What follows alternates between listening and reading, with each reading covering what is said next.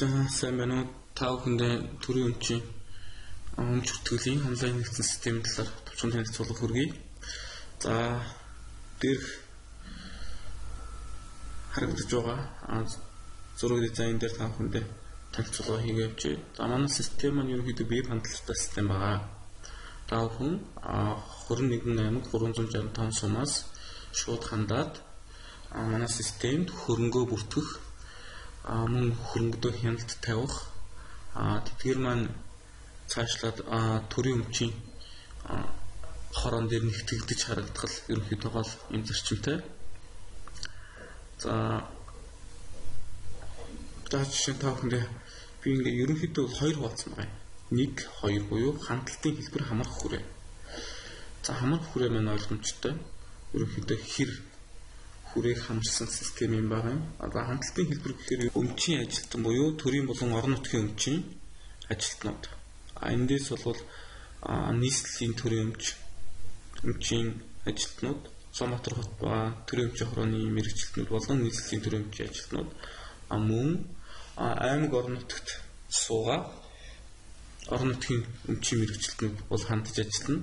Эдгээр хүмүүс нь бол өөрсдийн харьяаны хуулийн этгээдүүдийг бол хөрөнгийн хянах тайлан мэдээг нь боловсруулалтуудыг нь хийж явах юм аа. За хуулийн этгээдүүд байна. За хуулийн этгээдүүд нь бол төрийн болон төсөвт байгууллагууд. Ерөнхийдөө бол төрд харьяалалтай төр ямар нэгэн мэдл эзэмшдэг хуулийн этгээдүүдийг бол энэ хуулийн этгээд хэсэг бүртгэгдээд эдгээр нь бол манай системд эрх авсан байх ёстой. Тэр эрхээрээ бол хандаж өөрсдийнхөө хөрөнгүүдийг бүртгэж хяналт тавих тийм систем байнамаа. За ингээд өмчийн ажилтны хэсэг маань ерөнхийдөө бол веб хуудсан дээр харагдахтаа нүүр хуудас хэрэглэгч лавлах, тайлан, удирдлагын хувьчлал, санхүү хяналт, шалгалт, хууль тогтоомж гэсэн зэсүүд харагдаж байгаа. За хуулийн этгээдийн хэсэгт бол нүүр хуудас, хуулийн этгээдийн ерөнхий мэдээлэл, за лавлах, бүртгэл, хөрөнгийн тайлан, санхүү хяналт, шалгалт, хууль тогтоомж, тусламж гэсэн хэсгүүдтэй. За ерөнхийдөө ямар зарчмаар ажиллах вэ гэхээр хуулийн этгээд нь бол өөрсдийнхөө хөрөнгийг бүрtгээд тэр бүртгэсэн хөрөнгө дээр хөрөнгүүд нь нэгтгэгдээд өмчийнхаа одоо харьяаныхаа өмчийн ажилтнууд дээр бол нэгтгэгдэж харагдах ерөнхийдөө тийм систем байна. За тэгэхээр одоо жишээ нь бол энд гол одоо хэсэг нь бол энэ бүртгэл хэсэг л байна л да.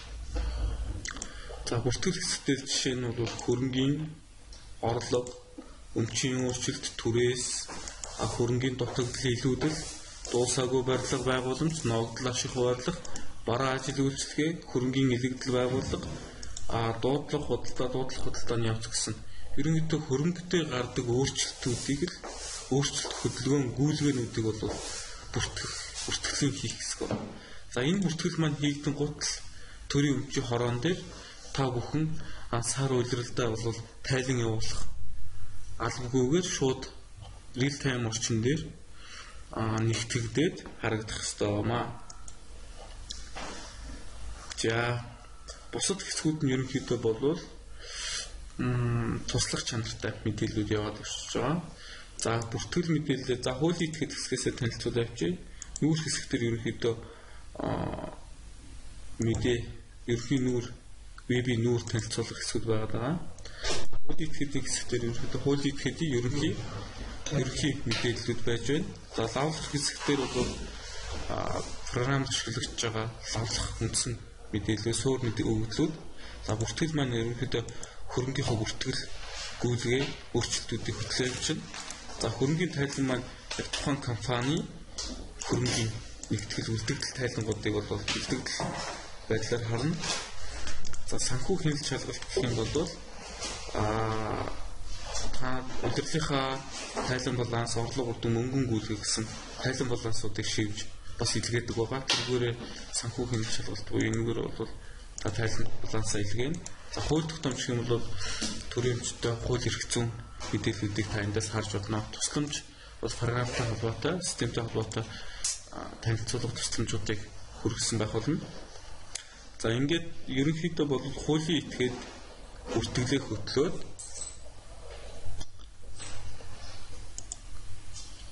өмчийн газар руу нэгтгэгдэнэ. За өмчийн ажилтны буюу төрийн өмчт мэргэжлүүдийн хэсгийг тавхан танилцуулъя. За нүүр хэрэглэгчид тохиолны хэсэг, нүүр хуудас байна. За лавлах бүртгэлүүд буюу үндсэн системд ашиглаж байгаа суурь мэдээллүүд. За тайлан нэгтгэл буюу одоо манай тайлан нэгтгэл маань маягтууд гол нь бол маягтууд гарч байгаа. Маягтууд маань өөрсдөө ерөнхийдөө энэ хөрөнгөний бүх өөрчлөлт хөдөлгөөнийг агуулсан юм хэсгүүд байдаг. За энэ маягтан дээр мэдээж боловсруулалтын маягтууд, шууд татдаг маягтууд байна. За боловсруулалтын маягтууд нь яаж яах вэ гэхээр бид нар бүртгэл хэсэг дээрээ болвол бүх маягтыг бол бүртгэдэг хийгээгүй. За аливаа зарим нэг маягтууд нь бол автоматар шууд боловсруулагдаж байгаа гэдэг утгаараа тавьсан. За жишээ нь шууд татдаг маягтууд нь бол энд шигсаага тавьсан байна. Жишээ нь бол дутаг дууссан хөрөнгөлөлттэй заавсан чанартай автцсан маш их томолтмол гэдэг. Тэгвэл боловсруулалт хийдэг маягтууд нь жишээ нь улсын нэгдсэн төсөв, гадаадын буцалтгүй тусламж, гадаадын буцалтгүй тусламж хандив, за бүртгэл тусгагдагийн үндсэн хөрөнгө, өмчийн өөрсдийн нэмэгдсэн, хасагдсан үндсэн хөрөнгийн хөдөл өөрчлөлт гэдэг. Эдгээр маягтууд нь бол шууд боловсруулалтаар аливаа нэгэн бүртгэлийг хийлгүүгээр шууд боловсруулалтаар гардаг маягтууд байна.